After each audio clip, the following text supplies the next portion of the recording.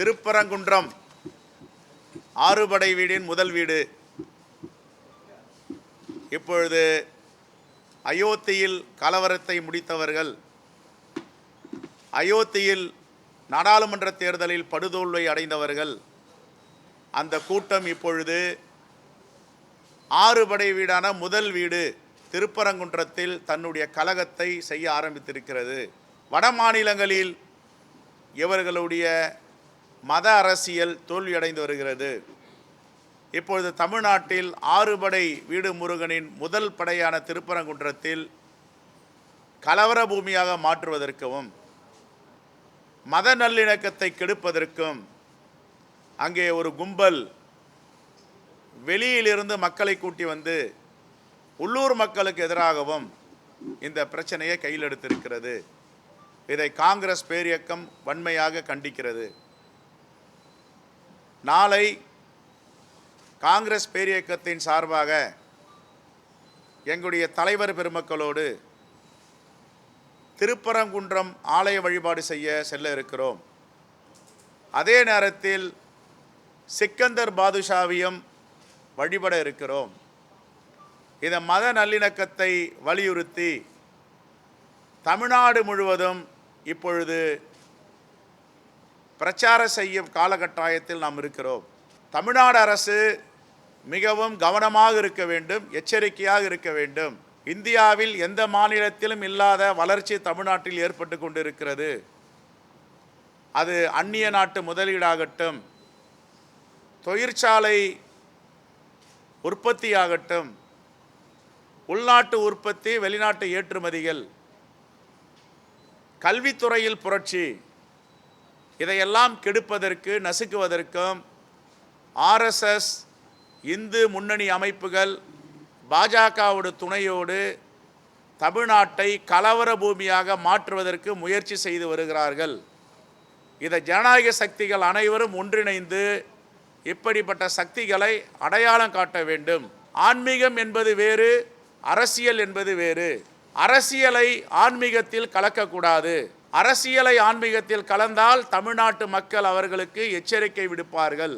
ஆகவே தமிழ்நாடு அரசு இதை முளையிலே கிள்ளி எறிய வேண்டும். இரும்பு கரம் கொண்டு மத கலவரத்தை ஏற்படுத்த முயற்சிப்பவர்களை அடக்க வேண்டும். இதுதான் காங்கிரஸ் பேரியக்கத்துடைய கோரிக்கை. மாண்புமிகு முதலமைச்சர் அவர்கள் இதில் மென்மையாக இருக்கக்கூடாது, எந்தவித தயவுதாட்சணியம் காட்டக்கூடாது. ஏற்கனவே முருகன் அவர்கள் தலைவராக இருக்கும் பொழுது வேல் எடுத்துக்கொண்டு ஆறுபடை வீடு சுற்றி வருகிறேன் என்று சென்றார். தேர்தலில் 2021 தேர்தலில் போட்டியிட்டு படுதோல்வி அடைந்தார். அதே நிலைதான் இப்பொழுது முருகனை தொட்டு இருக்கிறார்கள். முருகன் மிகவும் சக்தி வாய்ந்த இறைவன். அவரிடம் உங்களுடைய அரசியல் எடுபடாது. அவரே உங்களை பார்த்து கொண்டிருக்கிறார். அங்கே திருப்பரங்குன்றத்தில் ஒருவர் போட்டியிடுவதற்காக திருப்பரங்குன்ற சட்டமன்ற உறுப்பினராக எப்படியாவது ஆக வேண்டும் என்று எல்லா குறுக்கு வழியும் கையாளுகிறார்கள். ஒருபோதும் ஆறுபடை வீடின் முதல் படை வீடான திருப்பரங்குன்ற முருகன் இவர்களை அனுமதிக்க மாட்டார். நாளைக்கு எல்லோரும் வந்துருங்க. திருப்பரங்குன்றம் வழிபாடு இருக்குது, நாங்கள் எல்லாம் போகிறோம், எல்லாரையும் கூப்பிட்டு போகிறோம் வாங்க. அதே மாதிரி சிக்கந்தர் பாதுஷா நம்முடைய இந்து மக்களோடு பின்னி பிணைந்திருப்பவர். எனக்கே சின்ன வயசில் உடம்பு சரியில்லைன்னா எங்கள் அம்மா கூட்டிகிட்டு போயிட்டு மசூதிக்கு போயிட்டு ஓதலாம் வான்ட்டு அதை மயில் இறகளை ஓதுவாங்க. அதெல்லாம் நினைவுக்கு வருது. சிக்கந்தர் பாதுஷாவையும் பார்க்க போகிறோம், எங்களுடைய குலதெய்வம் திருமுருகனையும் பார்க்க போகிறோம். மாநில அரசு மென்மையாக கையாளுது. இதை நாங்கள் குற்றச்சாட்டாகவே வைக்கிறோம். இப்படி தீய சக்திகளுக்கு மென்மையாக காட்டக்கூடாது. பல இடங்களில் அயோத்தி மண்டபம் விவகாரமாகட்டும், தஞ்சை நிகழ்ச்சியாகட்டும், தொடர்ந்து ஒரு ஜனநாயகத்தை கடைபிடிக்க வேண்டும். ஜனநாயகத்தின் மீது நம்பிக்கை வைத்துள்ளவர் நம்முடைய மாண்புமிகு முதலமைச்சர். இவர்களுக்கு எதுக்கு மென்மையாக போக்கை காட்டணும்? மத கலவரத்தை தூண்டுகிறார்கள், சாதி கலவரத்தை தூண்டுகிறார்கள்னா அவங்க கிட்ட என்ன மென்மையான போக்கு தேவை இருக்குது? இல்லை, இன்றைக்கி கூட மாண்புமிகு அறநிலைத்துறை அமைச்சர் திரு சேகர் பாபு அவர்கள் ரொம்ப தெளிவாக பத்திரிகையாளர் சந்திப்பில் சொல்லியிருக்காரு. நான் பார்த்தேன். அப்படி ஒன்றி அவங்க சாப்பிட்டு 2 விஷயம் இருக்குங்க. அதாவது ஜனநாயக ரீதியாக அவர்களை அணுக வேண்டும்ன்றது அதில் மாற்று கருத்து கிடையாது. அதே நேரத்தில் அந்த ஜனநாயகத்தை இவர்கள் வெல்ல நினைக்கிறாங்க, ஜனநாயகத்தை சீரழிக்க நினைக்கிறாங்கன்னா இரும்பு கரம் கொண்டு தான் அடக்கணும். எப்படி நேற்றுக்கு 144 போட்டிருக்க அனுமதி இல்லை, எப்படி ஒரு கும்பல் ஆலயத்துக்குள்ளே போய் பாஜக கொடியை பிடிக்கிறாங்க, எப்படி காவல்துறை அனுமதிச்சது? முருகனுக்கும் பாஜக கொடிக்கும் என்ன சம்பந்தம் இருக்குது? ஆறுபடை வீடுக்கும் பாஜகவுக்கு என்ன சம்பந்தம் இருக்குது? அதை அனுமதிக்க கூடாதுல, ஏன் காவல்துறை அனுமதிச்சாங்க? கருவறைக்கு நேரில் வந்து கிட்ட வந்து பாஜக கொடியை காட்டுறாங்களா, அனுமதிக்கலாமா? அதை தடுத்து நிறுத்திருக்கணும்ல. அப்போ அந்த மாவட்ட காவல்துறையுடைய பொறுப்பு அது இல்லை, காவல்துறையோட பொறுப்பு. அதுக்கெல்லாமா முதலமைச்சர் வந்து நீ கொடியை அனுமதிச்சியா அனுமதிக்கலையா கேட்க முடியும்? அவங்களுடைய கடமை. எப்படி கொடியை உள்ள விட்டாங்க? யார் யாரெல்லாம் மத நல்லிணக்கத்துக்கு குந்தகம் விளைவிக்கிறார்களோ அவரை ஒருபோதும் முருகன் வந்து ஏற்றுக்கொள்ள மாட்டார். அதே போன்று இந்த திருப்பரங்குன்றத்தில் இப்படி திடீர்னு இந்த சர்ச்சையை எழுப்பதற்கு என்ன காரணம் சொல்லுங்கள் பத்திரிகையாளர்லாம்?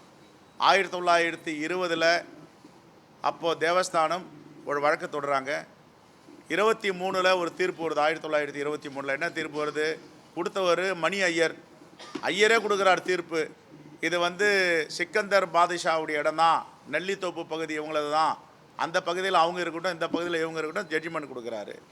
இதை எதிர்த்து லண்டனுக்கு போகிறாங்க. உச்சநீதிமன்றம் லண்டனில், அப்போ privy council of the UK.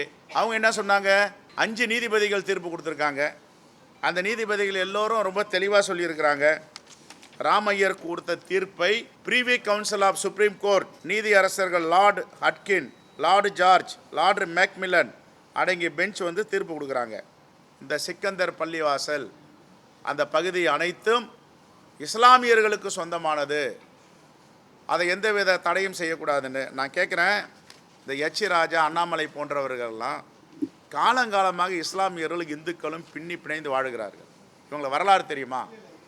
பத்திரிகையாளர்லாம் கேளுங்க. இதை திருச்சி ஸ்ரீரங்கம் கோவிலில் இருக்கிற துலுக்க நாச்சியாருடைய சிலையை இவங்க எடுத்துருவாங்களா? தைரியம் இருக்கா அவங்களுக்கு? துலுக்க நாச்சியாரை யார் எடுத்து வச்சுதாங்க? துலுக்க நாச்சியாரை யாராவது இஸ்லாமிய அமைப்புகளை வச்சாங்க ஸ்ரீரங்கம் கோவிலில்? இல்லை காங்கிரஸ் பெரிய இயக்கமாக வச்சுது? இல்லை அரசியல் கட்சி வச்சாங்களா? துலுக்க நாச்சியார் வரலாறு தெரியுமா? வரலாறும் தெரியாது, எதுவுமே தெரியாது. கலவரம் பண்ண மட்டும்தான் தெரியும். துலுக்க நாச்சியாருக்கும் ஸ்ரீரங்கம் கோவிலுக்கும் என்ன சம்பந்தம் இருக்குது? ஏன் துலுக்க நாச்சியாரை பார்த்துட்டு வராங்க எல்லா இந்துக்களும்? இன்னும் சொன்ன போனால் ஆர்த்தடாக்ஸ் பிராமின் என்னை கூட்டு போனவங்களும் அவங்க தான் கூட்டு போனாங்க ஸ்ரீரங்கத்துக்கு. போன மாதம் கூட போயிட்டு வந்தேன். வாங்க துலுக்க நாச்சியாரை பார்க்கலாம். துலுக்க நாச்சியாரை எதற்கு வந்து ரங்கநாதர் பக்கத்தில் வச்சுட்டு இருக்காங்க? சொல்லுங்கள் சார், நீங்களாம் பத்திரிகைலாம் விவரமானவங்க தானே. அண்ணாமலை இதெல்லாம் கேளுங்க. ஐயா, சிக்கந்தர் பாதுஷாக்கு இவ்வளோ பெரிய போர்க்கொடி தூக்குறீங்களே, துலுக்க நாச்சியாரை ஏன் தூக்க மாட்டேன்றீங்க? வரலாறு தெரியாது. சரி, சபரிமலைக்கு போகிறாங்களே, ஏன் வாவர பேட்டை துள்ளுதலோடு போகிறாங்க? திருப்பதியில் இவங்கெல்லாம் உழுந்து கும்பிட்டுருக்காங்க, பிரதமர்லாம் போகிறாரு, அங்கே துலுக்க நாச்சியார் இல்லையா? அப்போ இந்துக்களுக்கும் இஸ்லாமியர்களுக்கும் என்ன பின்னி பிணைந்த அந்த காலத்து உறவு இருக்குதுன்னு தெரியாதா அவங்களுக்கு? இன்னும் கூட பரமக்குடியில் ராமநாதபுரத்தில் 2 உண்டியல் இருக்குது. ஒன்று மஞ்சள் கலர் உண்டியல், இன்னொரு பச்சை கலர் உண்டியல். பச்சை கலர் உண்டியல் இந்துக்கள் வந்து இஸ்லாமியர்களும் போடுறாங்க. ஏன் டெல்டா மாவட்டங்களில் இல்லையா? கலவரத்தை ஏற்படுத்தணும், தமிழ்நாட்டுடைய அமைதியை கெடுக்க வேண்டும். தமிழ்நாட்டு மக்கள் ஒருபோதும் இந்த பாஜக, RSS, இந்து முன்னணி அமைப்புகளுக்கு இடமளிக்காது. இவர்களுக்கு இன்னும் பாடம் புகட்டுவார்கள். நாளைக்கு மாலை திருப்பரங்குன்றம் முதல் படை வீடு முருகன் கோயில் வழிபாடு இருக்கிறது. அங்கே இருக்கின்ற கிராம பகுதி மக்களை, அங்கே இருக்கின்ற லோக்கல் ரெப்ரஸன்டேட்டிவ் எல்லாரையும் காங்கிரஸ் பேரியக்க தலைவர் சந்திக்க இருக்கிறோம். பத்திரிகையாளர் அனைவருக்கும் இந்த அழைப்பை விடுக்கிறோம். நாளை மாலை 5 மணிக்கு சிறப்பு தரிசனம், எல்லாரும் வந்துருங்க.